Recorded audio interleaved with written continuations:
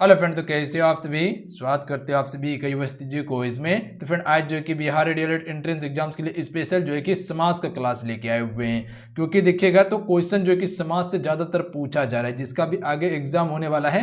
तो आज के इस लेक्चर को जरूर देख लीजिएगा। अगर लेक्चर को देख के समझ लीजिएगा तो अच्छा खासा स्कोर कर पाइएगा। अगर समाज से क्वेश्चन पूछ लिया जाएगा तो आप बना लीजिएगा इसको। तो चलिए शुरू करते हैं आज के इस लेक्चर को हम सभी। फ्रेंड आज की इस वीडियो को लाइक करके आपसे शेयर अपने दोस्तों में जरूर कर दीजिएगा। चलिए शुरू करते हैं। आज का पहला क्वेश्चन ये बन रहा है कि दो अथवा दो से अधिक शब्दों से मिलकर बने नए सार्थक शब्द को क्या कहते हैं। तो देखिए, दो अथवा दो से अधिक शब्दों से मिलकर नए बने सार्थक शब्द को हम सभी समास कहते हैं। ध्यान रखिएगा आप सभी। Option number B right answer रहेगा। क्लियर है, याद रहेगा आप सभी को। अगला क्वेश्चन देख लेते हैं। अगला क्वेश्चन है समास का शाब्दिक अर्थ क्या होता है। फ्रेंड चलिए बताएंगे आप सभी, समास का शाब्दिक अर्थ क्या होता है। तो हम सभी कह सकते हैं संक्षेप होता है इसका अर्थ। Option number A right answer रहेंगे। अगला क्वेश्चन देख लीजिए। अगला क्वेश्चन देखिए, चलिए इस क्वेश्चन का राइट आंसर बताएंगे आप सभी। निम्न में से कौन सा पद अव्ययी भाव समास है। चलिए इस क्वेश्चन का राइट आंसर बताएंगे। इस क्वेश्चन का राइट आंसर क्या हो जाएगा, कोशिश कीजिए आप सभी। अव्ययी भाव समास कौन सा है इसमें। तो ध्यान रखिएगा आप सभी, प्रतिदिन जो है फ्रेंड ये अव्ययी भाव समास है। ध्यान रखिएगा आप सभी। अव्ययी भाव समास के क्या होता है, पहला पद इसका प्रधान होता है, यानी कि प्रथम पद इसमें प्रधान होता है। या तो इसमें अव्यय शब्द रहता है या तो उपसर्ग लगा रहता है, क्योंकि उपसर्ग जो है ये शब्द के पहले लगता है और प्रत्यय जो है वो शब्द के बाद में लगता है। ध्यान रखिएगा, क्योंकि उपसर्ग और आप सभी प्रत्यय पढ़े होंगे, प्रत्यय शब्द के बाद में और उपसर्ग शब्द के पहले लगता है। तो प्रत्यय जो देख रहे हैं आप सभी, ये क्या है, ये एक उपसर्ग शब्द है। ध्यान रखिएगा आप सभी। तो इसका राइट आंसर क्या हो जाएंगे, ऑप्शन नंबर सी हो जाएंगे। ध्यान रखिएगा, अव्ययी भाव समास में प्रथम पद प्रधान होता है। बस ये चीज पे ध्यान दीजिएगा। हालांकि समास को अगर डिटेल से पढ़िएगा एप्लीकेशन पे तो वहां बिल्कुल डिटेल से कवर करवाया गया है, डिटेल से पढ़ाया गया विस्तार से। तो अगर वहां पढ़ लीजिएगा तो सारा चीज क्लियर हो जाएगा आपका। अगला है, जिस समास में उत्तर पद प्रधान होने के साथ साथ ही पूर्व पद तथा उत्तर पद में विशेषण या विशेष का संबंध भी होता है, उन्हें कौन सा समास कहते हैं।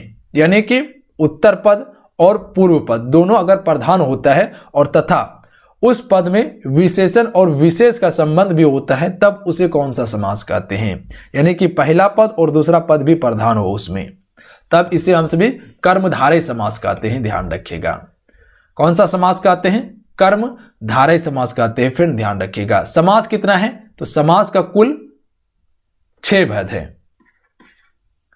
कितने भेद हैं, 6 भेद। कौन सा, अव्ययी भाव समास, तत्पुरुष समास, द्विगु द्वंद्व समास, उसके बाद आपका बहुव्रीहि समास, उसके बाद आपका क्या है, कर्मधारय समास है। तो कुल 6 समास है। अगला क्वेश्चन देखिए, जिस समास के दोनों पद अप्रधान होते हैं वहां पर कौन सा समास होता है। अप्रधान का मतलब क्या होता है, ना प्रथम पद प्रधान और ना ही अंतिम पद प्रधान, दोनों में से कोई पद प्रधान नहीं होता है, तब उसमें कौन सा समास होगा।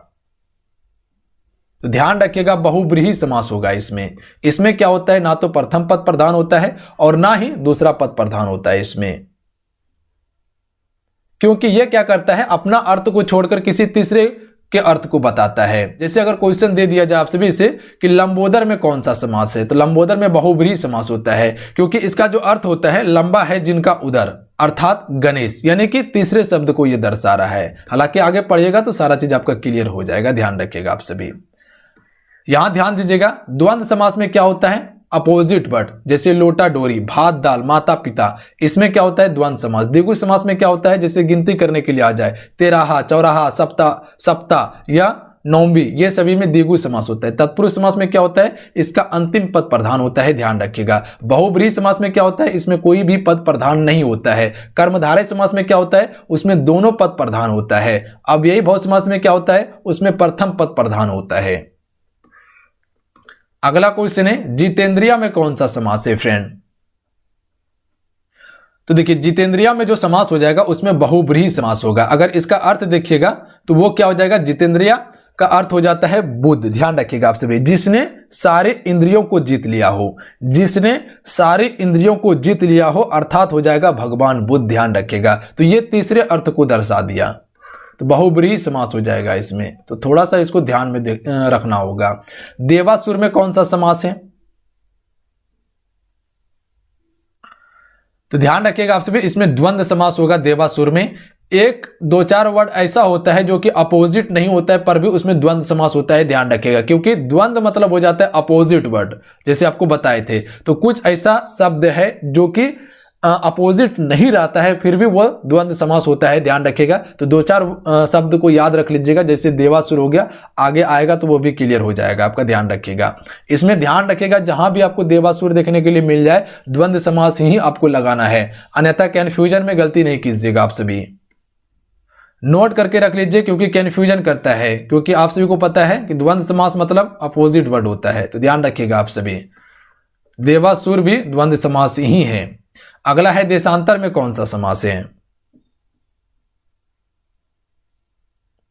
तो इसमें तत्पुरुष समास हो जाएगा, ऑप्शन में सी राइट आंसर हो जाएंगे, इसका अंतिम पद प्रधान होगा। अगला क्वेश्चन है दीनानाथ में कौन सा समास है फ्रेंड। हालांकि थ्योरी क्लास में सारा चीज कवर करवा दिया गया आप सभी को, एक बार देख लीजिएगा जो एप्लीकेशन पे ज्वाइन किए हुए हैं। दीनानाथ में कौन सा समास है, तो इसमें कर्मधारय समास हो जाएगा दीनानाथ में। दीना अलग है, नाथ अलग है, ध्यान रखिएगा आप सभी, दोनों का अलग अलग अर्थ है, तो यानी कि दोनों पद इसमें क्या है, प्रधान है, तो कर्मधारय समास होगा इसमें। अगला है मुख दर्शन में कौन सा समास है, तो इसमें भी तत्पुरुष समास हो जाएगा, ध्यान रखिएगा आप सभी, ऑप्शन में बी राइट आंसर है। अगला क्वेश्चन है कौन सा शब्द बहुब्रीहि समास का सही उदाहरण है,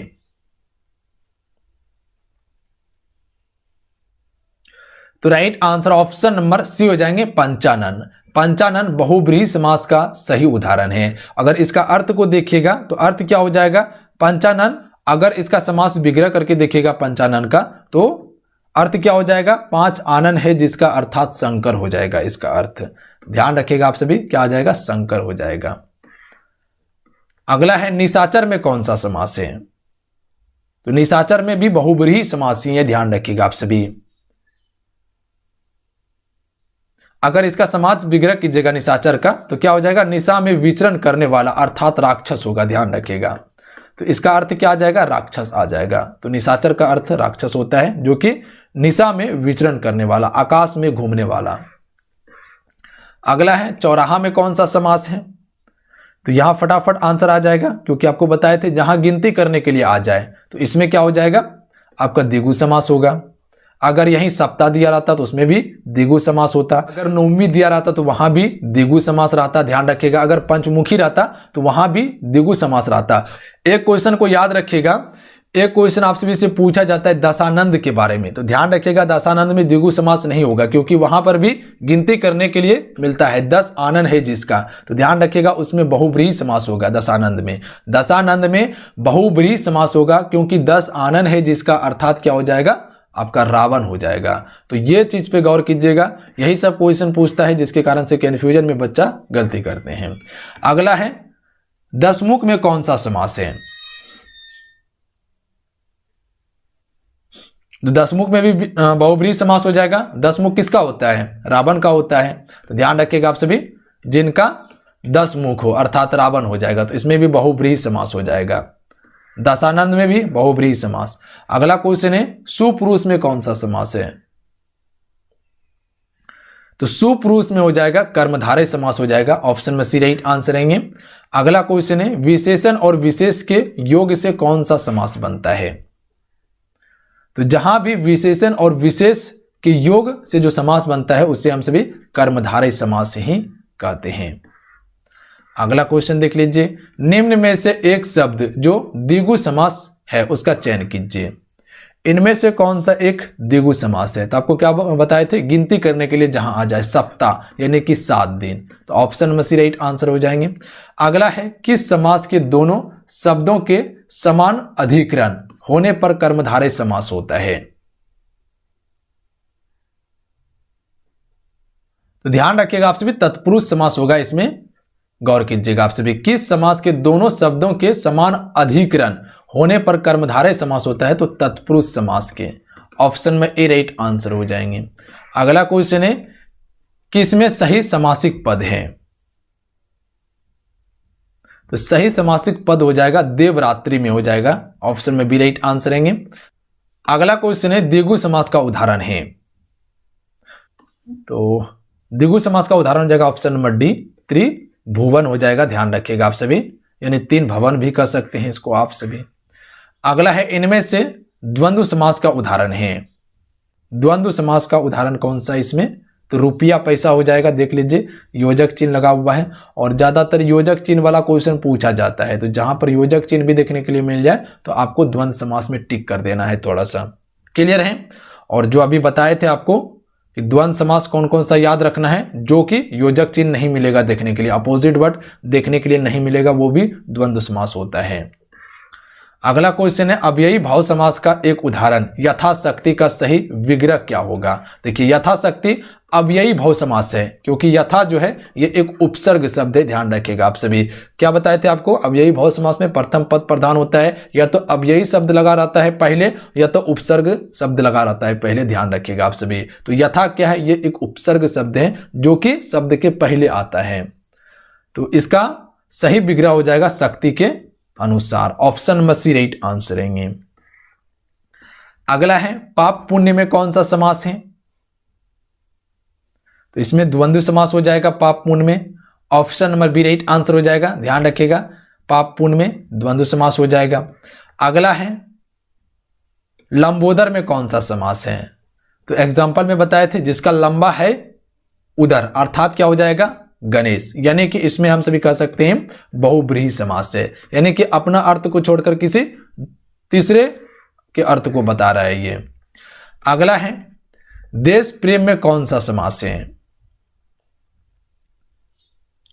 देश प्रेम में हो जाएगा तत्पुरुष समास, तो ध्यान रखिएगा आप सभी, option number B right answer रहेंगे। अगला है परमेश्वर में कौन सा समास है फ्रेंड, तो परमेश्वर में कर्मधारय समास होगा, इसमें दोनों पद प्रधान है। अगला क्वेश्चन है गौशाला में कौन सा समास है, तो गौशाला में तत्पुरुष समास है, ए राइट आंसर रहेंगे, ध्यान रखिएगा आप सभी। अगला है नवग्रह में कौन सा समास है, तो गिनती करने के लिए आ रहा है नवग्रह, यानी कि 9 ग्रह कह सकते हैं, तो इसमें क्या हो जाएगा, तो इसमें कौन सा समास आ जाएगा, द्विगु समास आ जाएगा, ध्यान रखिएगा आप सभी। अगला है विद्यार्थी में कौन सा समास है, तो विद्यार्थी में तत्पुरुष समास होगा, ए राइट आंसर रहेंगे। अगला है कन्यादान में कौन सा समास है फ्रेंड, चलिए बताएंगे इस क्वेश्चन का राइट आंसर क्या हो जाएगा, कन्यादान तत्पुरुष समास होगा, इसमें बी राइट आंसर रहेंगे। अगला क्वेश्चन है साग पात में कौन सा समास है, साग और पात देख लीजिए योजक चिन्ह है, तो जहां योजक चिन्ह देखने के लिए मिल जाए तुरंत आपको द्वंद्व समास पे टिक करना है, डी राइट आंसर होगा। अगला है नीलकमल में कौन सा समास है, सबसे फेमस है नीलकमल या नीलकंठ, तो इसमें कर्मधारय समास ही होता है, ध्यान रखिएगा। नील अलग है कमल अलग है, दोनों का अलग अलग अर्थ है, तो इसीलिए दोनों पद इसमें क्या है प्रधान है।